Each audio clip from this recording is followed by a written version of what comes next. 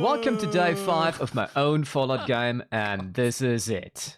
As a modder who started with level design in 2005, yes, I know, I didn't look that old, thank you. I just couldn't wait anymore to start building something, and this comes down to a specific approach. See, most studios and mod projects I worked with usually start their maps with the story path. However, I decided to recreate Berlin from the center outwards. Hence, I pinpointed at Google Maps the quadrant of the Spree River to the Alexanderplatz station, and that meant I had to start with an important landmark: the Berlin TV Tower. Built by East Germany to fulfill the demand of television by the population, this 368-meter tall monstrosity, or 1,207 feet in freedom units, was inspired, like almost all TV towers in Germany, by the one built in Stuttgart. Rather than building ugly pylon towers on random hills, the new sign of wealth and prosperity was this popular tourist attraction trend.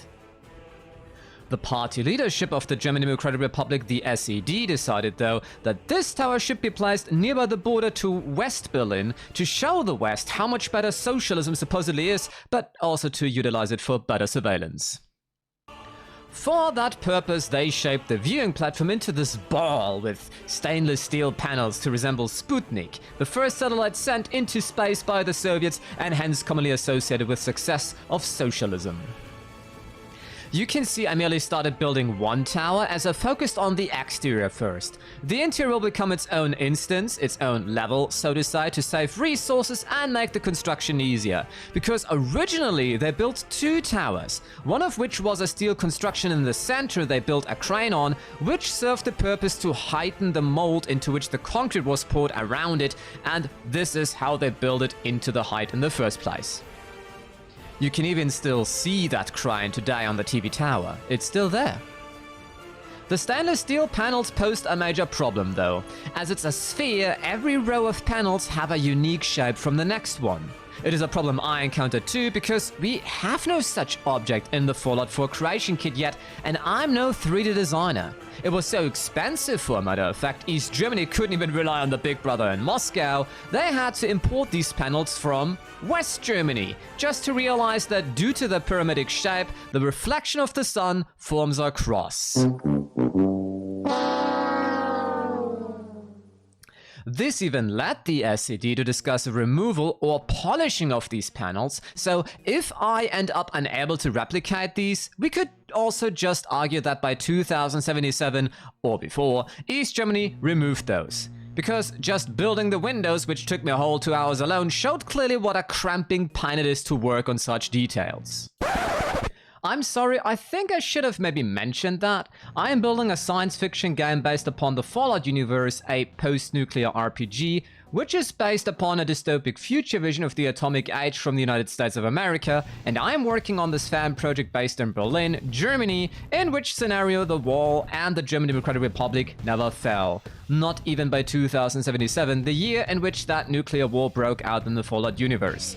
Anyways, back to the topic. Next thing that was to do was to look for a decent concrete material that was to be replaced for the structure of the tower I built, which took me only 2 attempts to find one that worked amazingly well. Then, I had to look how to make the antenna white and red, and there is a material for that in the engine, just not in the way I liked it, as those stripes were very short. So I went ahead to export the original texture and simply increased its brightness to become white and make it a new material swap, which is very useful in many ways, considering the plan is to build this scenario of a nuclear winter, and I may need more white textures for that anyways.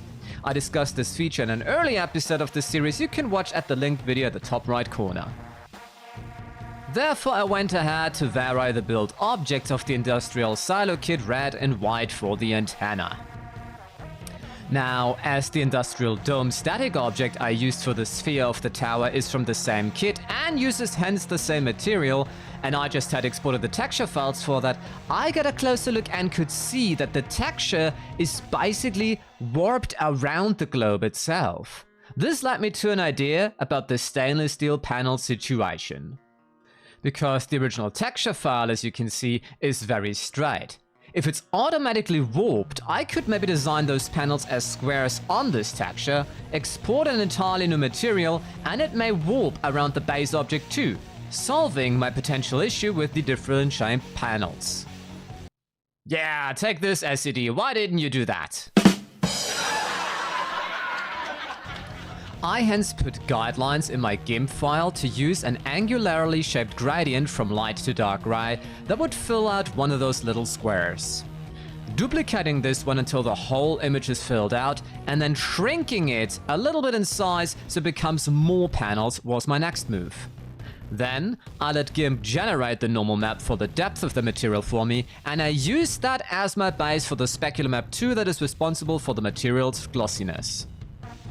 Then, I proceeded to bake them into one new material that I imported into my mod file and established a new material swap from the Industrial Metal Kit to this newly implemented material of pyramidic stainless steel panels, and voila! The Berlin TV Tower's iconic surface was done.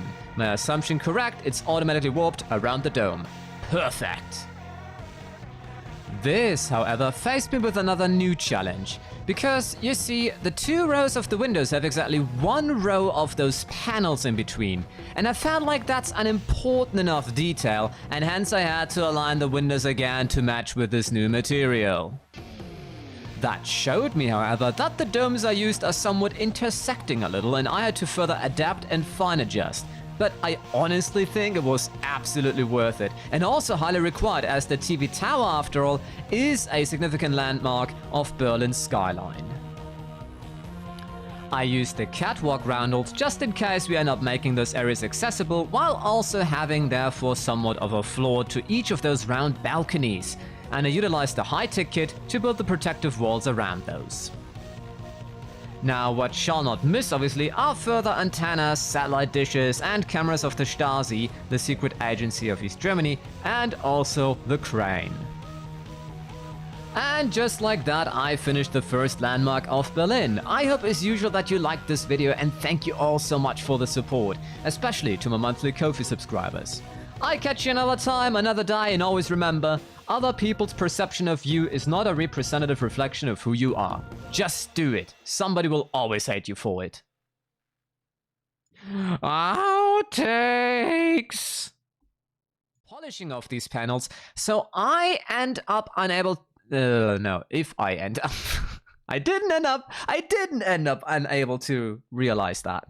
Of these panels, so again for that in the engine, just not really in maybe I should rewrite that sentence. Using an angularly, my goodness, using an angularly, I sound like a frog. And always remember, other people's perception of you is not a representative